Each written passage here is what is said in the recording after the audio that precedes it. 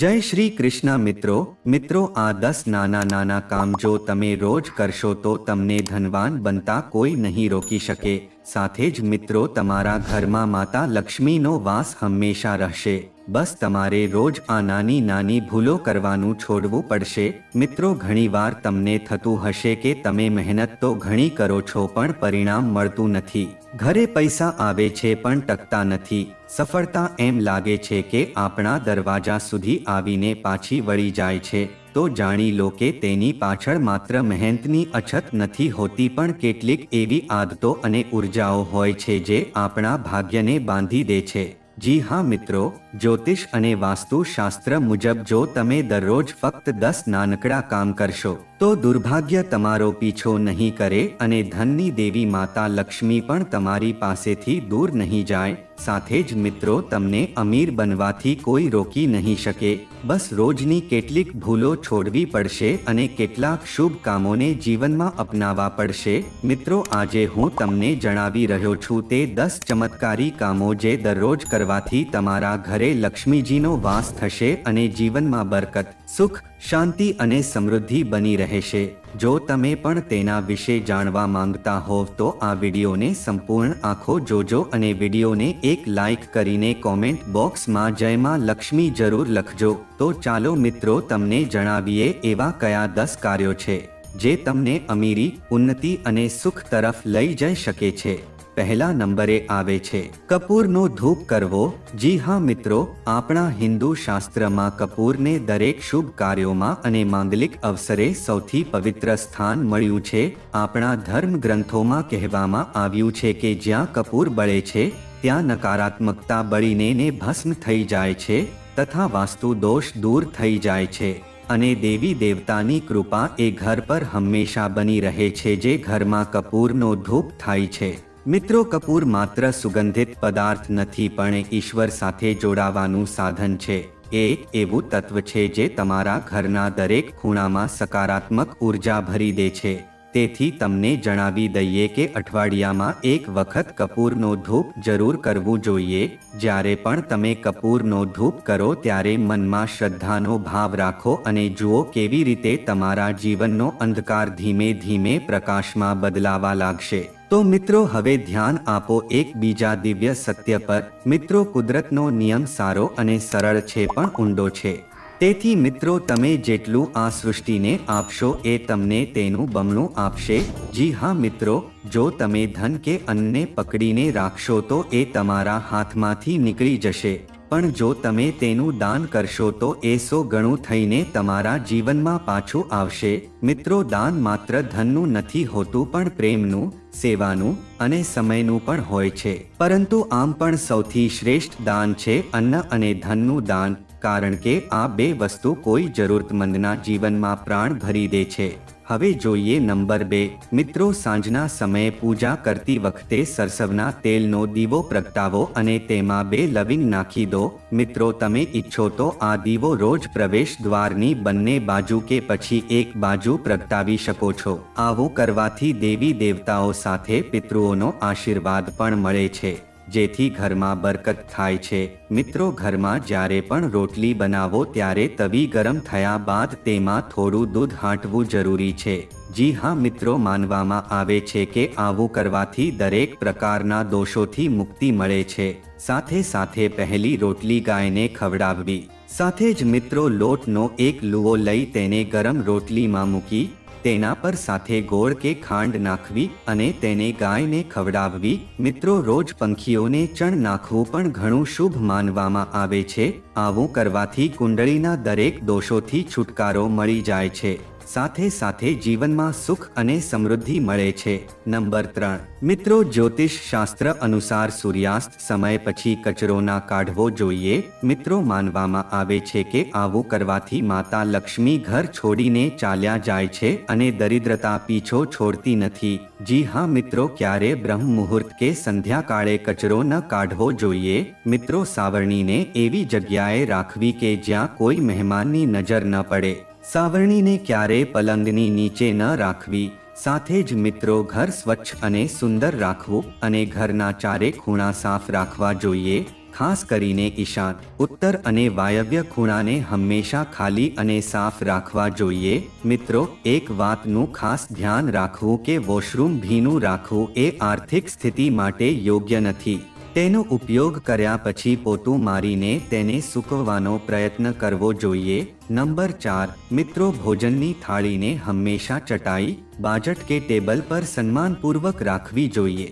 સાથે જ મિત્રો, ખાવાની થાળી ક્યારે એક હાથથી ન પકડવી. જી હા મિત્રો, આવું કરવાથી ભોજન પ્રેત યોનિમાં ચાલી જાય છે. ભોજન કર્યા પછી થાળીમાં હાથ ન ધોવા. થાળીમાં ક્યારે પણ ભોજન અઘરું ના મૂકવું જોઈએ. ભોજન કર્યા પછી થાળીને ક્યારે રસોડાના પ્લેટફોર્મ પર, પલંગ કે ટેબલની નીચે ન રાખવી. મિત્રો, એ વાતનું ધ્યાન રાખો કે ભોજન કરતા પહેલા દેવતાઓનું આહ્વાન જરૂરથી કરવું જોઈએ. સાથે જ મિત્રો, ભોજન કરતી વખતે વાતચીત કે ગુસ્સો ન કરવો અને ભોજન હંમેશા પૂર્વ કે ઉત્તર દિશાની તરફ મોઢું કરીને કરવું જોઈએ. નંબર 5, મિત્રો, જો ઘરમાં પૂજાઘર ન હોય તો કોઈ જ્યોતિષી કે વાસ્તુશાસ્ત્રીની સલાહથી જ પૂજાઘર કે મંદિર બનાવવો.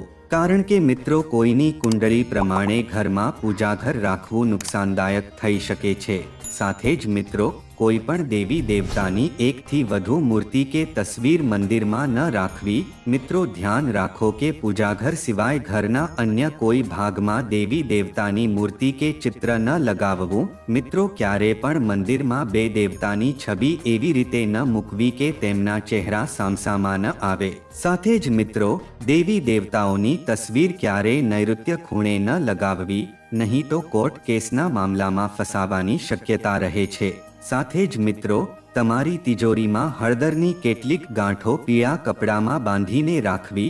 સાથે કેટલીક કડીઓ અને ચાંદી તાંબાના સિક્કા પણ રાખવા અને થોડા ચોખા પણ પીળા કરીને તિજોરીમાં રાખવા. મિત્રો, તિજોરીમાં અત્તરની બોટલ, ચંદનની અગરબત્તીનું પેકેટ પણ રાખી શકાય છે, જેથી તેમાં સુગંધ આવતી રહે. મિત્રો, અહીં એક વાતનું ધ્યાન રાખો કે ઘરમાં દેવી દેવતાને ચઢાવેલા ફૂલો કે હાર સુકાઈ જાય તો તેમને ઘરમાં રાખવું અશુભ માનવામાં આવે છે. હવે નંબર 6 ની વાત કરીએ તો એ છે કે માતા લક્ષ્મી અને ધનના દેવતા કુબેર દેવની કૃપા પ્રાપ્ત કરવી. મિત્રો, માતા લક્ષ્મી અને કુબેર દેવની કૃપા જો જીવનમાં મળી જાય તો ન તો ધનની કમી રહે છે અને ન તો જીવનમાં કોઈ સંકટનો ભય રહે છે. તો મિત્રો, હવે તમારા મનમાં પ્રશ્ન એ થતો હશે કે આવી દિવ્ય કૃપા કેવી રીતે પ્રાપ્ત થાય? તો તેનો ઉત્તર છે એક નાનકડો અને શક્તિશાળી ઉપાય, જે કરી લેશો તો તમારા જીવનમાં કોઈ દુઃખ નહીં રહે. તો એ ઉપાય એ છે કે પોતાની તિજોરી કે પર્સમાં 3 સિક્કા જરૂરથી રાખવી જોઈએ. આ સિક્કા સામાન્ય નહીં પરંતુ તમારા ભાગ્યના દરવાજા ખોલનારા ચમત્કારી માધ્યમ બની શકે છે. મિત્રો, જો તમે ઈચ્છો તો આ 3 સિક્કાને લાલ કાપડમાં બાંધીને તમારા ઘરના મંદિરમાં પણ લટકાવી શકો છો. તો મિત્રો, આ સિક્કા જેમ સ્થાપિત થશે તેમ તેમ તમારા ઘરમાં સુખ, સમૃદ્ધિ અને ખુશીઓ આવવા લાગશે. અને હવે વાત કરીએ એક બીજા દિવ્ય ઉપાયની, જેનો સંબંધ છે વાસ્તુશાસ્ત્ર સાથે અને જે સીધો ધન, સુખ અને આરોગ્યને અસર કરે છે. સાથે જ મિત્રો, તમારા ઘરમાં ચાંદીની માછલીની રાખો. જી હા મિત્રો, ચાંદીની માછલી શુભતા, સમૃદ્ધિ અને સકારાત્મક ઉર્જાનું પ્રતીક માનવામાં આવે છે. મિત્રો, વાસ્તુ અનુસાર જ્યાં ચાંદીની માછલી હોય છે ત્યાં શાંતિનો વાસ રહે છે અને ઘરમાં ઝઘડો કે બીમારીનું કોઈ સ્થાન રહેતું નથી. મિત્રો, આ ચમત્કારી ઉપાયથી ધન, આરોગ્ય અને કુટુંબના સુખ ત્રણેયમાં આશ્ચર્યજનક વૃદ્ધિ થાય છે. અને મિત્રો, આ ત્રણેય બાબતોનું જીવનમાં સંતુલન હોય છે ત્યારે ઈશ્વર પોતે તમારા ઘરે આવે છે. નંબર 7, મિત્રો, ઘરની વસ્તુઓને વાસ્તુ મુજબ રાખીને દરરોજ ઘરને સાફ અને સ્વચ્છ રાખો. દરરોજ ભગવાનની પૂજા કરો. ઘરના બહાર સ્વસ્તિક બનાવો અને તેમાં કંકુ અને હળદર છાંટી તેની આરતી ઉતારો. સાથે સાથે દરરોજ સવારે અને સાંજે કપૂરનો ધૂપ કરી ઘરના વાતાવરણને સુગંધિત બનાવો.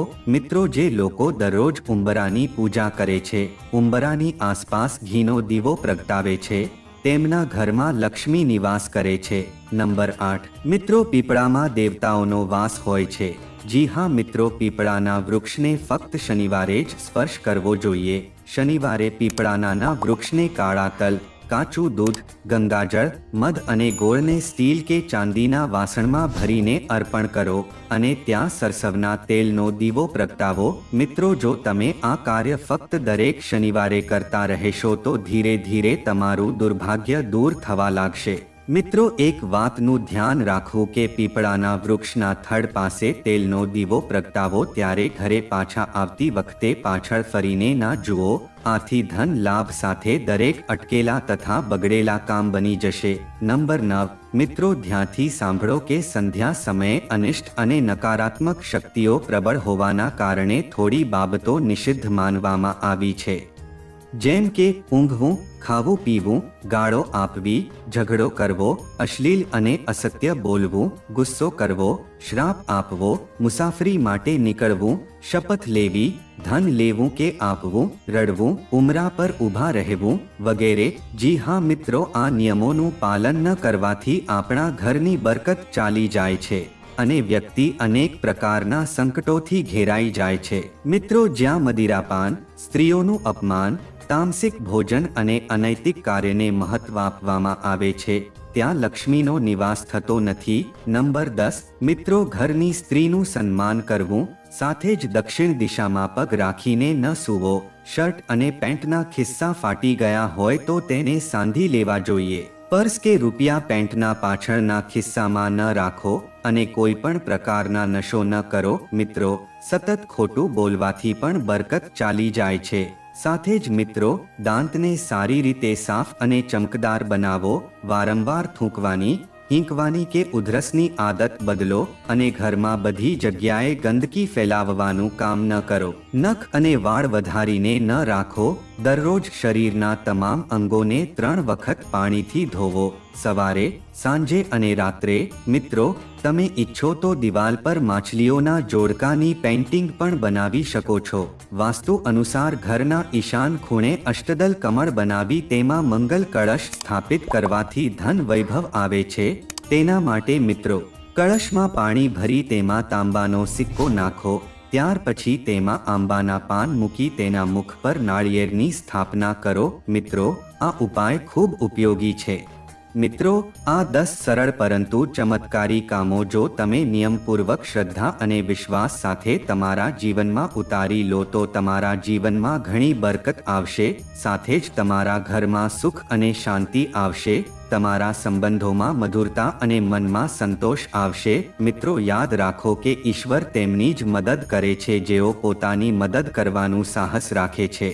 રોજ સવારે જ્યારે સૂર્ય ઉગે છે તે નવી તકો લઈને આવે છે અને આ 10 કામો તમારી એ તકને સુવાળું ભવિષ્ય આપી શકે છે.